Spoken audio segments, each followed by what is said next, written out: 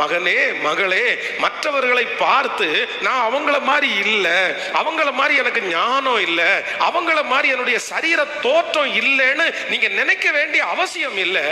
அவர்களுக்கு முன்பாக தலை நிமிர்ந்து வாழ செய்வதற்கு ஆண்டவரால முடியும்.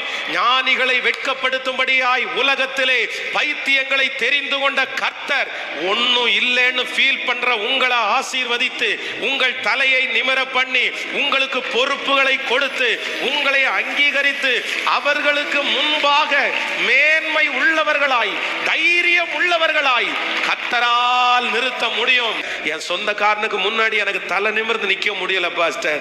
அவங்க முன்னாடி ரொம்ப கேவலப்பட்டது மாதிரி நான் நின்றுட்டு இருக்கிறேன். அவங்க என்ன ரொம்ப குறைவா அவங்க பார்க்கறாங்க. நான் என்ன செய்யறதுன்னே தெரியல. இதனால எந்த இடத்துக்கும் போகாம நான் என்ன ஒதுக்கிக்கிறேன். அவங்க என்ன பார்க்கிற பார்வையே சரியில்லை. அவங்க என்ன பார்க்கிற பார்வை ரொம்ப கேவலமா என்ன பார்க்கறாங்க. ஆனா ஆண்டவர் இன்று உங்க கரத்தை பிடிச்சு வாக்கு கொடுக்கிறாரு.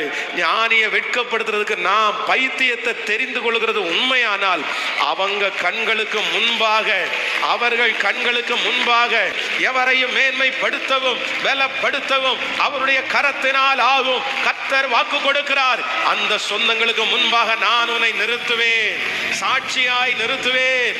உன்னுடைய பலவீனங்கள் அன்றைக்கு மறக்கப்பட்டு போகும். உங்களுடைய குறைவுகள் அன்றைக்கு மறக்கப்பட்டு போகும். திடீர்னு ஆண்டவர் உங்களை அவங்க முன்னாடி நிறுத்துவாரு. திடீர்னு ஆண்டவர் உங்களுக்கு ஒரு அலங்காரத்தை அவங்க முன்னாடி கத்த தருவாரு. திடீர்னு ஆண்டவர் உங்களுக்கு ஒரு வல்லமையை தந்து, உங்களுக்கு ஒரு வழியை ஓபன் பண்ணி, ஒரு வேலையை ஆண்டவர் கொடுத்து, ஒரு வருமானத்தை ஆண்டவர் கொடுத்து, எப்போ எங்க வேணாலும் ஆண்டவர் உங்களை உயர்த்துறதற்கு முடியும். ஆமென்.